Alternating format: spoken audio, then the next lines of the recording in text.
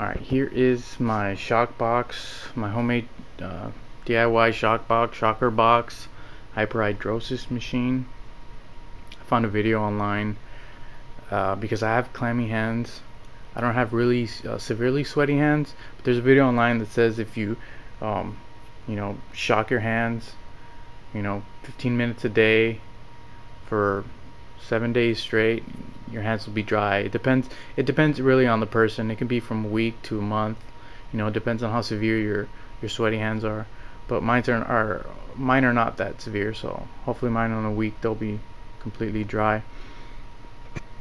And I made this shock box because the batteries that you normally supposed to use, it just gives you an instant jolt, and I hated that. And I know there's some people out there that probably won't even try this type of therapy because they're scared, or they might think that you'll kill yourself, or how dangerous is this. But this little device eases you into it, the pain, I guess.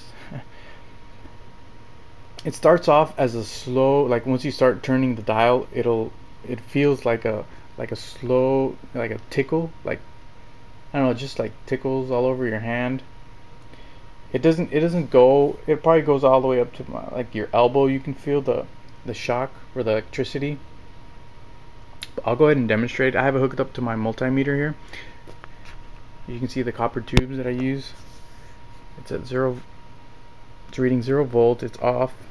The dial's at 0. I'll go ahead and switch it on so you guys can see. The LED is on, meaning it's on. There's a slight hum, which is a transformer, meaning that it's on too. It's another indicator. See, it's at 0 volts. I'll start to turn the dial, and the volts will start to climb as I turn the dial. Again, I can only go up to about 8. I do about 15 minutes. I started 2 days ago, so hopefully in a week I should have dry hands, and I'll report back. Lower it, the volts start to go down. Like I said, this is nice because it doesn't give you that instant jolt, and I can just ease my way, to however how much pain I can stand that day. There it is, rising, lowering.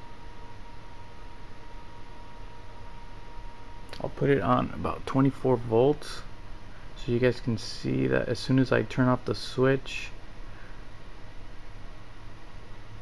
Alright, 23.9, 23.8. Okay, I'm going to turn off the switch so you guys can see the volts. The power just cuts off, and that's a pretty safe feature.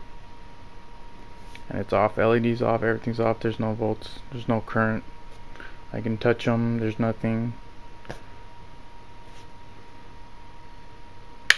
Turn it on, it goes back to 23.8, 23.9. I haven't touched the dial. Off, cuts off, on, 23.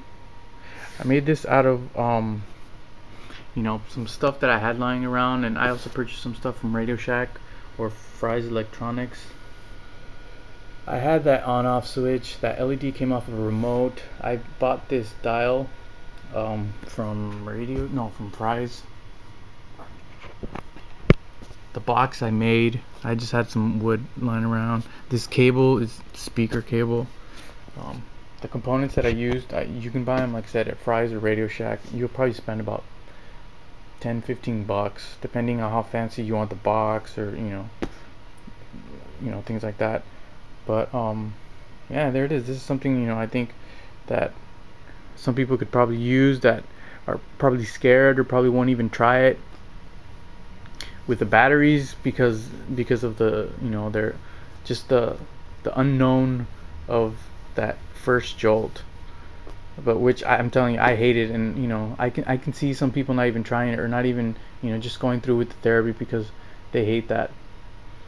And after a while, you get used to it, so you can crank it up a little more. But like I said, I've gone to 8, and that's my top of the ceiling for me. So there you guys go. There's an alternative, and you guys can find the schematic online, or I'll post one up, but like do so at your own risk. I don't want to be held accountable. If anything you wire it wrong or anything like that, something happens. So use your own caution. I do this by myself. I feel pretty safe with it. When I built this box, I hooked it up to my multimeter, and I left it running for about 25 minutes, half an hour, just straight. It runs off of 4D batteries. They're 1.5 volts each, so if you add them up, that's 6 volts. So I left them running for about half an hour straight, make sure everything, the volts didn't drop or anything was, burning or strangest noises or anything like that. So now, like I said, I tried it for 2 days, and I feel pretty safe, really safe actually. So here's my DIY shock box, and that's it.